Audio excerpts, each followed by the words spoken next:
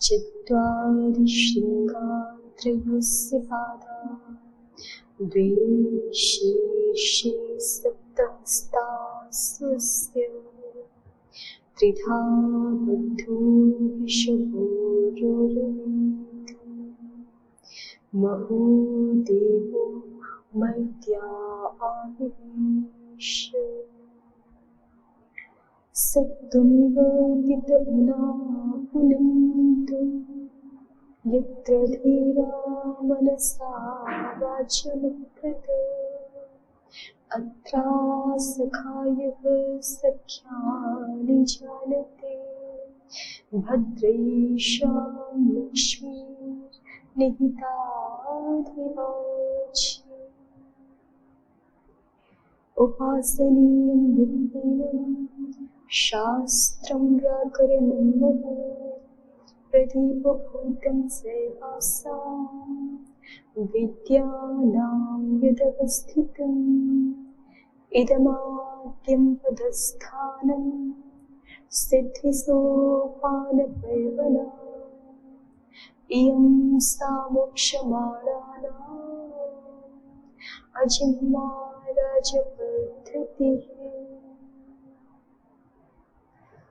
रूपान्तरेण ते देवा विचरन्ति महीतले ये व्याकरणसंस्कार पवित्रितमुखानरा।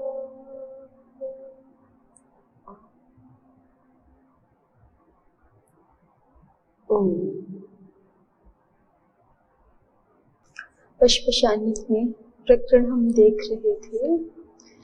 व्याकरण शब्द का क्या पदार्थ है, क्या शब्दार्थ है, तो इसके बारे में दो पक्ष रखे गए। व्याकरण का अर्थ सूत्र ले या व्याकरण का अर्थ शब्द ले, अर्थात व्याकरण का अर्थ लक्षण है या व्याकरण का अर्थ लक्ष्य है। दोनों ही पक्षों में दोष दिखाए। प्रदीपकार ने प्रारंभ में ही कह दिया था तत्र पक्ष द्वयेपि दोष दर्शनात् पदार्थ प्रश्न, है ना। इस पंक्ति को हमने कहा था आगे दिखाएंगे, तो दो पक्ष दिखाए ना, एक सूत्र वाला और एक शब्द वाला, और दोनों में ही दोष दिख रहा है जिज्ञासु को। इसलिए जिज्ञासु प्रश्न कर, तो वो अपने मन में पहले से ही जिज्ञासु देख रहा है कि व्याकरण का अर्थ यदि मैं सूत्र करूंगा तो भी समस्याएं हैं, शब्द करूंगा तो भी समस्याएं हैं, तो इसलिए वो जानना चाहता है कि व्याकरण शब्द का अर्थ क्या करना है, हमें यहाँ पे क्या ग्रहण करना है व्याकरण शब्द से। इसलिए उसने प्रश्न किया अतः व्याकरणम इत्यस्य शब्द से कह पदार्थ। तो इसके संदर्भ में हमने अभी तक इतना देख लिया कि यदि हम व्याकरण शब्द का अर्थ केवल सूत्र लेंगे तो उस पक्ष में भी दोष है, दो दोष दिखाए हैं। सूत्रे व्याकरणे षष्ठ्यर्थो अनुपन्नः और शब्दा प्रतिपत्ति ही।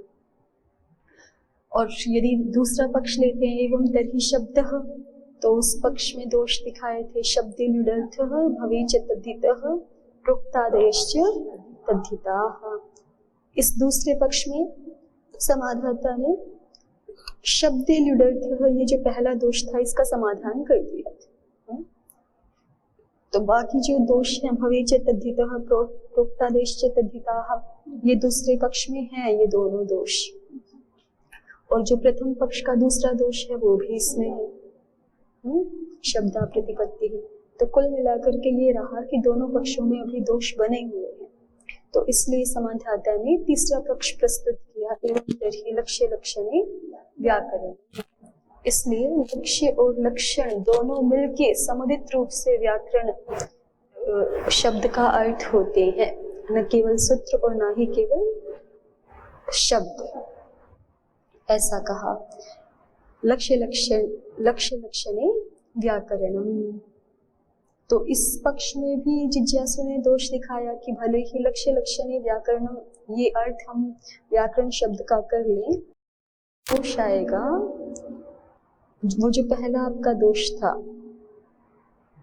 समुदाये व्याकरण शब्द प्रवृत्तो अवयवेनोपपद्यते सूत्राणि चापि अधीयान इष्यते वैयाकरण, ये एक दोष दिखाया है ना।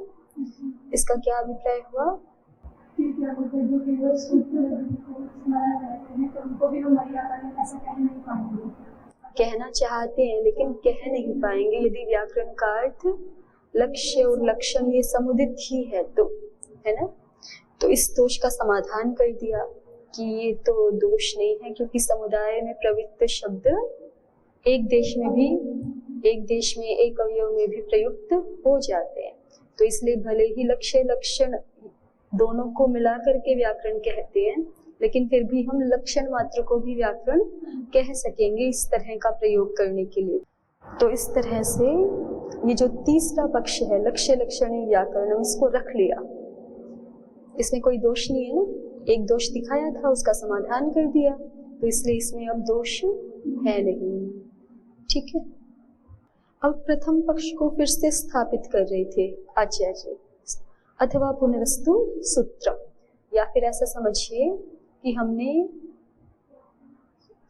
पहले जो बताया था कि व्याकरण शब्द का अर्थ है सूत्र, प्रथम पक्ष ही लिया था ना, वो कहते हैं कि वही अर्थ ले लेते हैं। ठीक है, ये तो स्थापित कर ही दिया लक्ष्य लक्षणी व्याकरणम, ये तो हो ही गया व्याकरण शब्द का अर्थ। अब प्रथम पक्ष को भी स्थापित करके दिखाना चाहते हैं, अथवा पुनरस्तु सूत्रम। समाधाता ने कहा, तो जिज्ञासु कहता है ननु चोक्तम सूत्रे व्याकरणे षष्ठ्यर्थो अनुपन्न इति। तो सूत्रे व्याकरणे षष्ठ्यर्थो अनुपन्नः इति, ये किसने बोला? जिज्ञासु ने, कि हम पहले दिखा के आए हैं वो दोष, तो आप इस पक्ष को फिर से कैसे ले सकते हैं, उसमें तो दोष बना हुआ था। समाधाता कहते हैं नैष दोषः व्यपदेशिवद् भावेन भविष्यति। ये जो आप दोष दिखा रहे थे कि षष्ठ्यर्थ उपपन्न नहीं हो पाएगा, ये दोष नहीं आएगा। क्यों? व्यपदेशिवद् भाव से कार्य कर लेंगे, इसलिए दोष नहीं आएगा। व्याकरण से सूत्रम, ये प्रयोग नहीं बन पा रहा था ना, यहाँ जो षष्ठ्यर्थ था वो उपपन्न नहीं हो पा रहा था, क्योंकि व्याकरण शब्द का अर्थ आपने सूत्र कर लिया है। तो व्याकरण से सूत्रम माने सूत्र से सूत्रम, ऐसा होने लग जाएगा।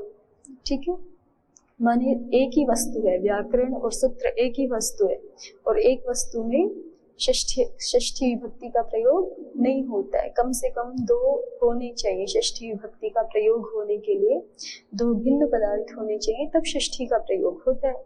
ये समस्या बताई थी।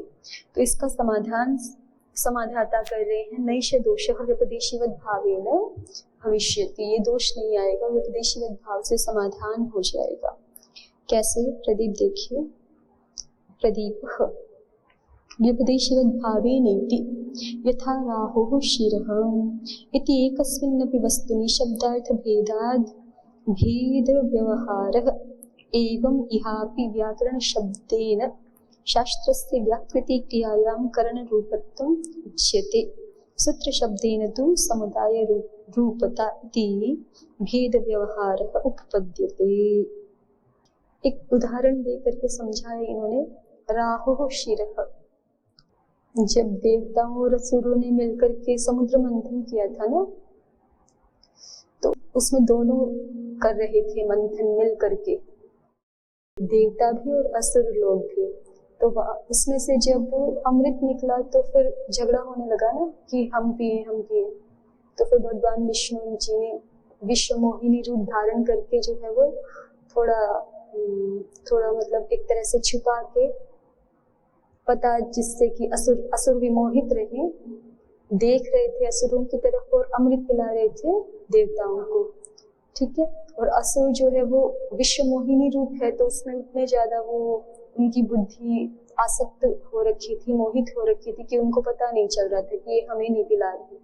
लेकिन असुरों में से ये जो एक है राहु, इसको समझ आ गया कि ये जो है वो गड़बड़ कर रहे हैं हमारे साथ, तो वो देवताओं की पंक्ति में जाके बैठ, तो उसको भी पिला ही दिया था।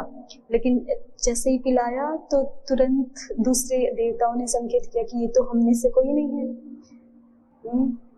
लेकिन वो तब तो फिर तुरंत ही उसका जो है वो सिर काट दिया, लेकिन तब तक चला तो गया था अमृत, तो इसलिए वो दो भाग मतलब मरा नहीं। एक जो सिर वाला भाग था वो राहु, और जो धड़ वाला भाग है वो केतु। राहु केतु सुनते हैं ना आप लोग ग्रहों में, तो अब वो जो राहु है वो केवल सिर से ऊपर वाला, यहाँ से ऊपर वाला भाग ही तो है, उसी का नाम राहु है। और जो नीचे धड़ वाला भाग है उसका नाम केतु है। तो अभी जो ऊपर वाला भाग है तो शिर मात्र ही तो है, लेकिन फिर भी षष्ठी का व्यवहार हो रहा है राहु हो शिरः। ठीक है, इतना ही ऊपर तक का ही भाग है, तो फिर इसमें षष्ठी तो प्रयोग नहीं होनी चाहिए। जिसको हम राहु कह रहे हैं वही शिरः है। ठीक है, लेकिन फिर भी षष्ठी का प्रयोग तो होता है राहु शिरः। तो उसी को उदाहरण के रूप में दिखाया प्रदीपकार ने, यथा राहु शिरः इति एकस्मिन्नपि वस्तुनि शब्दार्थ भेदात् भेद व्यवहारः। जैसे यहाँ पे एक ही वस्तु है फिर भी शब्दार्थ के भेद से भेद का व्यवहार हो गया है। एवं इहापि व्याकरण शब्देन शास्त्रस्य व्याकृति क्रियायां करण रूपत्वम् उच्यते। इसी तरह से यहाँ पर भी हम क्या करेंगे, व्याकरण शब्देन शास्त्रस्य व्याकृति क्रियायां, व्याकरण शब्द से तो हम क्या ये वाला अर्थ लेंगे, शास्त्र की व्याकृति क्रिया में जिसका करण रूप है उसको हम व्याकरण शब्द से ग्रहण करेंगे। और सूत्र शब्देन तु समुदाय रूपता, सूत्र शब्द से तो हम समुदाय रूपता का ग्रहण करेंगे। इति भेद व्यवहार उपपद्यते, तो इसलिए भेद व्यवहार उपपन्न हो जाएगा। उद्योग देखिए, शब्दार्थ भेदाद भेद व्यवहार ऐसा कहा था। राहु शिरः, यहाँ पे यद्यपि एक ही वस्तु है लेकिन शब्द और अर्थ का भेद करके भेद व्यवहार कर दिया है। अब शब्दार्थ भेद क्या है उसको उद्योग दिखाने का प्रयास कर रहे। अनेक अवस्था युक्तो शिरो राहु शब्दस्य अर्थः, राहु शब्द का अर्थ है अनेक अवस्था से युक्त जो शिर है वही राहु शब्द का अर्थ है। और यत्किंचित एकावस्था युक्तम तत् शिरः शब्दार्थः, और किसी एक केवल मात्र एक अवस्था से युक्त जो सिर है वो शिर शब्द का अर्थ है। भाई आप अपना सिर जो है वो घुमा फिरा सकते हैं, इधर उधर कैसे भी कर सकते हैं ना, तो ऐसे ही वो जो अनेक अवस्थाओं से युक्त शिर है उसका नाम यहाँ पर राहु ऐसा रखा, और किसी एक विशिष्ट अवस्था वाला शिर को शिर शब्द से ग्रहण किया। तो इसलिए जैसे हम पटस्य तंतु तो प्रयोग कर लेते हैं ना, क्योंकि पट जो है वो समुदाय रूप है और तंतु उसका एक अवयव रूप है, तो वहां तो षष्ठी प्रयोग हो जाता है। तो इसी तरह से यहाँ कह रहे हैं कि राहु से तो एक समुदाय रूपता ग्रहण हो रही है, क्योंकि अनेक अवस्था युक्त शिर जो है वो राहु शब्द से लिया जा रहा है। और जो शिरः है, राहु शिरः, इस प्रयोग में जो शिरः है वो केवल किसी एक विशिष्ट अवस्था से युक्त सिर है, तो दोनों में षष्ठी प्रयोग हो सकता है ना। बीच में एक समुदाय है, राहु शब्द से तो समुदाय रूपता ग्रहण की गई, और एक शिरः शब्द से एक अवस्था विशेष वाला सिर लिया गया, तो इसलिए अब दोनों में षष्ठी का व्यवहार हो जाता है राहु शिरः। तो जैसे यहाँ पे हो गया है शब्दार्थ भेदा, प्रदीप देखिए फिर से एक बार, व्यपदेशीवत भावेनेति यथा राहु शिरः इति एकस्मिन्नपि वस्तु, यद्यपि वस्तु एक ही है वो, लेकिन फिर भी शब्दार्थ भेदाद, राहु शब्द का अर्थ अलग लिया और शिरः शब्द का अर्थ अलग लिया, दोनों शब्दों का अर्थ अलग होने से, शब्दार्थ का भेद होने से भेद व्यवहार कर लिया। एक ही वस्तु होने पर भी दोनों का अर्थ अलग अलग है। एवं इहापि, उसी तरह से व्याकरण से सूत्रम हम जब बोल रहे हैं तो वास्तव में देखें तो एक ही अर्थ है दोनों का, है ना, लेकिन एक ही वस्तु तत्व है, लेकिन एक वस्तु तत्व में भी हम शब्दार्थ भेद को लेकर के आएंगे वहां थोड़ा सा, कि व्याकरण शब्द का अर्थ थोड़ा अलग है और सूत्र का थोड़ा अलग है। कैसे, तो उसको दिखाया ना इन्होंने कि व्याकरण शब्द से तो हम करण रूपता को लेंगे, शब्दों की व्याकृति में, शब्दों की व्याकृति क्रिया में जिसका करण रूपत्व है उसको हम व्याकरण शब्द, उस अर्थ को व्याकरण शब्द से लेंगे। और सूत्र शब्द से हम किसको लेंगे, सूत्र शब्देन तु समुदाय रूपता। ठीक है। सूत्र शब्द से समुदाय रूपता को लेंगे। इस इति भेद व्यवहार उपपद्यते, इसलिए भेद व्यवहार उत्पन्न हो जाएगा। 10 नंबर टिप्पणी देखिए। शब्दे अर्थे च राहुत्व आरोपे सति राहु शब्दः समुदाय शब्दः संपद्यते। ये कह रहे हैं कि शब्द और अर्थ दोनों में राहुत्व का आरोप कर दिया, इसलिए राहु शब्द तो समुदाय शब्द बन गया। ये इन्होंने अलग ढंग से दिखाया, उद्योतकार ने थोड़े अलग ढंग से दिखाया ना, कि राहु शब्द से अनेक अवस्था युक्त शिर को लेंगे। ठीक है, वो व्याख्या की शैली अलग है। और ये जो 10 नंबर टिप्पणी में दिखा रहे हैं कि राहु शब्द समुदाय शब्द कैसे हो गया, वो अलग व्याख्या की है इन्होंने। इस शब्दे अर्थे च राहुत्व आरोपे सति, शब्द में भी और उसके अर्थ में भी राहुत्व का आरोप कर देने से राहु शब्द समुदाय शब्द हो गया, क्योंकि शब्द को भी कह रहा है, अर्थ को भी कह रहा है। ठीक है, इसलिए अब आगे की पंक्तियां देखिए विशेष ध्यान से। एवं व्याकृतीकरण परत्वे व्याकरण पदे, इसी तरह से जो हमारा व्याकरण पद है, व्याकरण ये शब्द है, वो व्याकृतीकरणत्व परे, वो व्याकृतीकरणत्व इस अर्थ को मुख्य रूप से कह रहा है। तो व्याकृतीकरण परत्वे व्याकरण पदे सति सूत्र शब्द समुदायो व्याकरणम, सूत्र शब्दों का जो समुदाय है वो व्याकरण कहलाया। तथा च समुदाय तद अवयवयोर भेदे व्याकरणस्य सूत्रमिति व्यवहारः, और इस प्रकार से समुदाय और उसका अवयव उन दोनों में भेद होने से व्याकरणस्य सूत्रमिति व्यवहारः, व्याकरण का सूत्र ये व्यवहार हो जाता है।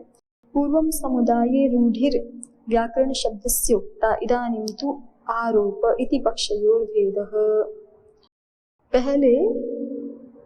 पहले जब दोष दिखा रहे थे, अभी तो समाधान कर रहे हैं ना, पहले जब दोष दिखा रहे थे तो उस समय समुदाय रूढ़ी व्याकरण शब्द से उक्ता, वहां पर व्याकरण शब्द से समुदाय रूप अर्थ को ही लिया था, क्योंकि व्याकरण जो है वो समुदाय में रूढ़, समुदाय अर्थ में रूढ़ है, तो वही लिया गया था अर्थ।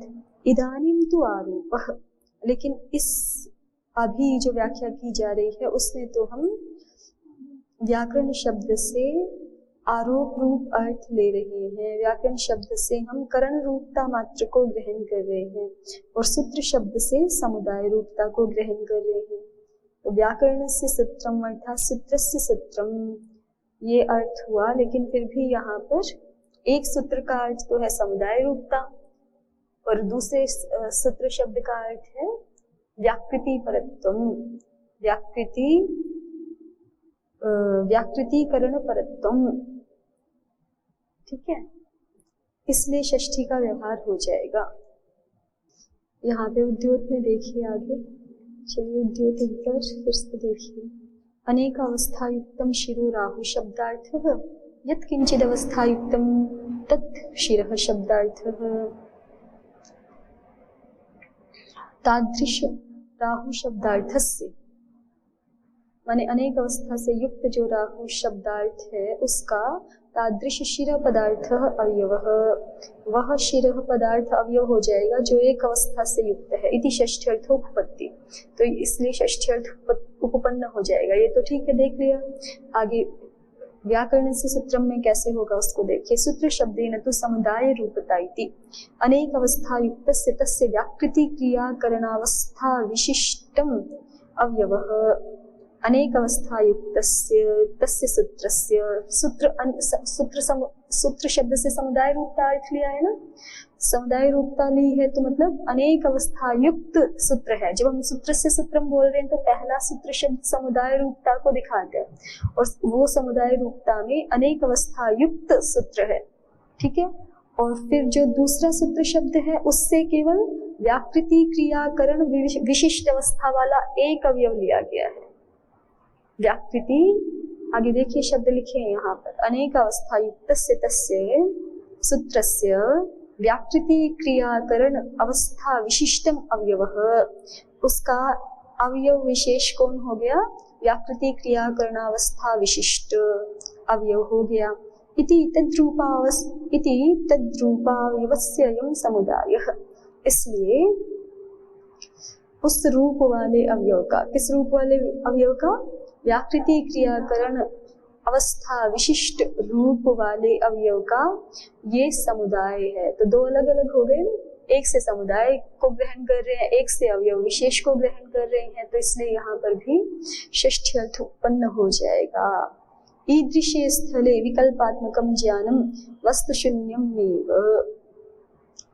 इस प्रकार के प्रसंगों में विकल्पात्मक ज्ञान होता है, और विकल्पात्मक ज्ञान की परिभाषा योग दर्शन से आप जानते हैं क्या है? शब्द ज्ञानानुपाति वस्तु शून्यो विकल्प, ऐसे ही बोलते हैं ना। तो यहाँ पे विकल्पात्मक ही ज्ञान रहता है, वस्तु शून्य ही होता है ये ज्ञान। व्यपदेशीवत भाव विषये भी एवमेव, व्यपदेशीवत भाव विषय में भी ऐसा ही होता है। शब्द ज्ञानानुपाति वस्तु शून्यो विकल्प इति योग सूत्रे पतंजल युक्तेरित्यन्यः इत्यन्ये। तो फिर से एक बार मूल भाष्य पर आइए देखिए। अथवा पुनरस्त सूत्रम ननु चोक्तम सूत्रे व्याकरणे षष्ठ्यर्थो अनुपपन्नः इति। तो समाधाता ने समाधान किया है, नैष दोषः व्यपदेशीवद् भावेन भविष्यति। व्यपदेशीवद् भाव से हम व्याकरण से सूत्रम इसका अर्थ निकाल लेंगे। ठीक है, आगे दूसरा दोष प्रथम पक्ष में दिया था, यदप्युच्यते शब्दा प्रतिपत्तिः इति। ठीक है, न हि सूत्रत एव शब्दान् प्रतिपद्यन्ते किं तर्हि व्याख्यानतश्चैति परिहृतं नेतत् तदेव सूत्रं विगृहीतं व्याख्यानं भवतीति। पहले सारी बातें आ चुकी है, ये है ना। यदप्युच्यते शब्दा प्रतिपत्तिः इति, ये जिज्ञासु ने कहा था। अब समाधाता कह रहा है कि आपने जो ये कहा था शब्दा प्रतिपत्तिः न हि सूत्रतः एव शब्दान् प्रतिपद्यन्ते किं तर्हि व्याख्यानतश्चैति परिहृतं नेतत् तदेव सूत्रं विगृहीतं व्याख्यानं भवति। समाधाता ये बात कह रहा है कि आपने दोष दिखाया था वहां पे शब्दा प्रतिपत्ति रूप, और आपने कहा था कि केवल सूत्र से शब्दों को नहीं जाना जाता है। तो हमने कहा था कि किससे जानते हैं? तो आपने कहा था व्याख्यान से। तो हमने इसका समाधान कर दिया था कि सूत्र ही तो विगृहीत होकर व्याख्यान हो जाता है। ठीक है, ये समाधान हमने कर दिया था। तो अब जिज्ञासु कहता है कि आगे भी तो बात चली थी, उसको क्यों भूल रहे हो? यहीं पे क्यों इतना ही क्यों उद्धृत कर रहे हो? जिज्ञासु कह रहा है, ननु चोक्तम न केवलानि चर्चा पदानि व्याख्यानम विद्धि आत ऐचिति। ये कहा था ना उसने। तो अपनी बात याद दिला रहा है कि आपने तो समाधान किया था कि विगृहीत सूत्र ही व्याख्यान होते हैं, लेकिन हमने भी आक्षेप किया था वहां पर कि केवल विगृहीत सूत्र मात्र ही व्याख्यान नहीं कहलाता है। किन तर्हि, तो फिर क्या व्याख्यान क्या होता है? तो हमने वहां कहा था, जिज्ञासु अपनी बात दोहरा रहा है, उदाहरणम प्रत्युदाहरणम वाक्याध्याहारः इत्येतत् समुदितं व्याख्यानं भवति इति। ये बात जिज्ञासु ने कही थी पीछे, उसी को दोहरा दिया है। तो अब समाधाता कहता है आगे, अब वास्तविक समाधान प्रस्तुत करता है कि अविजानत एतदेवं भवति सूत्रत एव हि शब्दान् प्रतिपद्यन्ते आतिष्ठ सूत्रत एव यो शुद्ध सूत्रम कथयेन नादौ गृह्येत। समाधाता कहता है कि ये जो आप बात कह रही है ना कि व्याख्यान से शब्दों को जाना जाता है, व्याख्यान से शब्दों को जाना जाता है, और व्याख्यान का मतलब है उदाहरण प्रत्युदाहरण वाक्याध्याहार इत्यादि सब कुछ। तो ये जो बात है ये जो नहीं जानते हैं उनके लिए है, अविजानतः एतद् एवं भवति। ठीक है, जो नहीं जानते हैं उनके लिए ये बात है कि उनके लिए पूरा व्याख्यान करना पड़ेगा, फिर वो शब्दों को जानेंगे, व्याख्यान से शब्दों को जानेंगे, सूत्र से शब्दों को नहीं जान पाएंगे। ये बात किनके लिए है? अविजानतः, जो जानते नहीं है भाषा को, उनके लिए ये बात है। और सूत्रत एव अविजानतः उद्योत ने अर्थ किया मंद बुद्धि इत्यर्थः, कि जो मंद बुद्धि है, बिल्कुल जानता नहीं है, उसके लिए ये बात है कि उसके लिए व्याख्यान करना पड़ेगा। आप ऐसे समझिए कि आप मतलब अभी तो जब लोक भाषा संस्कृत होगी और किसी के हाथ में अष्टाध्यायी होगी, तो बहुत कुछ जो है वो सूत्रों से ही सीधे उसको पता चल जाएगा कि नहीं? जब वो भाषा को जानता है, लोक भाषा भी संस्कृत ही है और फिर अष्टाध्यायी है उसके हाथ में, तो बहुत सारे सूत्रों के तो सीधे सीधे अर्थ जान लेगा। तो इसीलिए भाष्यकार कह रहे हैं कि आप जो कह रहे हैं कि केवल सूत्रों से शब्दों को नहीं जानते, व्याख्यान से जानते हैं, ये बात मंद बुद्धि के लिए है, न जानने वाले के लिए है। अविजानत एतद एवं भवति सूत्रत एव ही शब्दान प्रतिपद्यन्ते। वास्तव में तो सूत्र से ही शब्दों को जाना जाता है। सूत्रत एव ही शब्दान प्रतिपद्यन्ते अध्येतारः। सूत्रों से ही अध्येतागण जो है वो अध्येत्रीगण शब्दों को जान लेते हैं। आतिश्च सूत्रत एव, और निश्चित रूप से सूत्रों को ही जानते हैं। आतिश्च का मतलब होता है अतिश्च हेतु। ये प्रदीप ने दिखाया है कि आगे हम जो बात कह रहे हैं ना, उस हेतु से क्या आगे बात कह रहे हैं, यो शुद्ध सूत्रम कथयेत। आप कह रहे हैं कि सूत्रों से शब्दों को नहीं जानते, तो सूत्रों से यदि शब्दों को नहीं जानेंगे तो यो ही उत्सूत्रम कथयेत। उत्सूत्रम माने सूत्र के विरुद्ध जाके कुछ कहे कोई व्यक्ति, जैसा सूत्र का अभिप्राय है वैसा नहीं। उत्सूत्रम कथयेत, सूत्र का उल्लंघन करके कुछ कहे, नाद गृह्येत, तो फिर वह उसका वचन ग्रहण करने योग्य, प्रमाण करने योग्य होता नहीं है, ग्रहण नहीं किया जाता है। हुआ अविजानत एतदेवं भवति सूत्रत एव ही शब्दान प्रतिपद्यन्ते आतिश्च सूत्रतः एव, और निश्चित रूप से सूत्र से ही शब्दों को जानते हैं। आतिश्च सूत्रतः एव, निश्चित रूप से सूत्रों से ही शब्दों को जानते हैं। आगे अग्रिम पंक्ति में कहा गया जो हेतु है उससे ये सिद्ध होता है कि सूत्रों से ही शब्दों को जानते हैं। ठीक है, आगे क्या हेतु बताया कि यो ही उत्सूत्रम कथयेत नादौ गृह्येत। अगर आप कहेंगे कि सूत्रों से शब्दों को नहीं जानते, ठीक है, यदि आप इस बात को कहेंगे कि सूत्रों से शब्दों को नहीं जानते तो फिर ठीक है, कोई व्यक्ति सूत्र की मर्यादा का उल्लंघन करके भी कुछ कहेगा तो फिर उसका भी वचन प्रमाण होना चाहिए, लेकिन ऐसा होता नहीं है। सूत्र से अलग जाकर के कोई व्यक्ति अपनी ही बात कहने लगे, उसका सूत्र का कुछ अर्थ बताने लगे तो फिर उसको ग्रहण नहीं किया जाता। तो इससे क्या पता चलता है कि आतिश्च सूत्रतः एव शब्दान प्रतिपद्यन्ते, निश्चित रूप से हम सूत्रों से ही शब्दों को जानते हैं। ठीक है, आतिश्च सूत्रतः एव यो शुद्ध सूत्रम कथयेत नादौ गृह्येत। प्रदीप सूत्रतः एवेति पदच्छेदादिभिः सूत्रार्थस्यैवाभिव्यञ्जनात्। सूत्र से ही शब्दों को जानते हैं, वहां पे क्यों कह रहे हैं कि पदच्छेदादिभिः सूत्रार्थस्यैवाभिव्यञ्जनात्। पदच्छेदादि जो भी व्याख्यान है आपका, वो क्या करता है, वो सूत्रार्थ को ही तो अभिव्यक्त करता है ना। तो इसका मतलब क्या हुआ कि सूत्रों से ही हम शब्दों को जानते हैं। चाहे आप जो कोई भी बात कह रहे हैं कि ये व्याख्यान करेंगे, ये व्याख्यान करेंगे, जो भी आप व्याख्यान करेंगे वो सूत्रार्थस्यैव पदच्छेदादिभिः अभिव्यञ्जनात्, सूत्रार्थ का ही वो पदच्छेदादि जो भी व्याख्यान है वो सूत्रार्थ को ही अभिव्यक्त करता है, वो सूत्रार्थ को ही अभिव्यक्त करता है।